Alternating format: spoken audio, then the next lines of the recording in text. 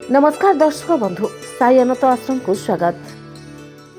आजिर व्यस्तबहुल जीवन में चाप चिंता एवं विफलतार भय साधारण समस्या पलटि। अनेक लोके सारा दिन कठिन परिश्रम करती तथापि शांति एवं संतोष पाते नहीं। एही समय भगवत गीतार शिक्षा आमको सठिक दिग्दर्शन देखाए जहाँ जीवन में खुशी सफलता एवं आत्मविश्वास आनिबारे सहाय्य करे। आसंतु सेगुड़िक विषय जानिबा। प्रथम मंत्र आपण काम मध्य ध्यान दिंतु फलाफल विषय चिंता करतु नहीं। भगवत गीता कहे जे आमर अधिकार केवल आमर काम करिबा यार फलाफल उपरे नुहे। जेतेबेले आमे केवल फलाफल पाए सबकिछि करू भय एवं चाप लागि रही थाए किंतु जेतेबेले आमे संपूर्ण सचोटतार सहित काम करू सफलता स्वयंचालित भाव में आसी थाए। एही चिंताधारा आमको व्यवसाय पाठपढ़ा एवं खेल में चैंपियन करिथाए। द्वितीय मंत्र मन को निजर बंधुकर गीता अनुसार जो माने निज मन को जय करती सेमानकर सर्वोत्तम बंधु हो जाए किंतु जो माने याको नियंत्रण करि परिबे नहीं सेमानकर सबठु बड़ शत्रु होइथाए। भय आलस्य एवं आत्मसंदेह आमर प्रगति में सबठु बड़ बाधा। ध्यान श्रृंखला एवं आत्म प्रतिफलन माध्यम आमे आमर मन को दृढ़ करि परिबा। तृतीय मंत्र परिवर्तन को आलिंगन करंतु जीवन में परिवर्तन अनिवार्य।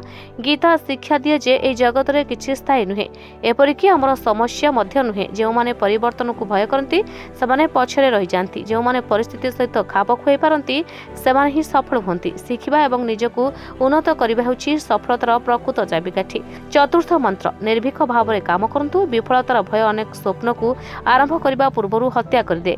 गीता कहि किछि न करबा भूल करबा अपेक्षा खराब।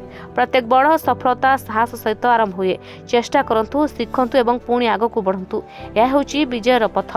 पंचम मंत्र यह एक महान उद्देश्य रखंतु प्रकृत सफलता केवल व्यक्तिगत सफलता नुहे बरं अन्य मानकु सहाय्य करिबा एवं समाज पई किछि भलो करिबा मध्यरे रहिछि। जेतेबेले आमर लक्ष्य एक महान उद्देश्य सहित जड़ित हुए आमे जीवन में गभीर खुशी एवं संतोष पाइथाउ। हंस जोगेन्द्रक अनुसार भगवत गीतार ए पांचटी मंत्र आमको जीवन प्रत्येक युद्ध में विजयी हेबार शक्ति प्रदान करे।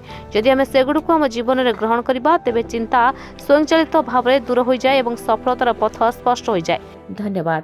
तमे पुओ को नहीं कि बाबा पाख आसला परे आपनकर कोन परिवर्तन हेछि? पुओर जो गोड़ हाथ फाटुला तार भी कोन परिवर्तन हेछि? हाँ मो एमती जड़े सांग पिला शुणी आपण पाक आसली किंतु आसला मो पुओ दीर्घ 7 वर्ष है जो कष्टा भोगुला मोर हृदबोध हो 7 दिन गला भाया लगे। तेणुक बहुत सल्व हो जाए। बाबा को कोटि कोटि प्रणाम आउ महावीरी पंचमुखी महावीर हनुमान को मो स्वामी जहाँ कहले मुझे से कहूँ चाहूँगी तथा मोर अलग अनुभूति। बाबा कहले मेडिटेशन करने आम 4 खाली मेडिटेशन कलापर काली कर मेडिटेशन मुझे निजे महावीर आसिक छुई पेटू देवी मुझे कष्ट पाई मो पुओ एमती कि बर्तमान अनुभव करुँच मो पुओ भविष्य संपूर्ण भल।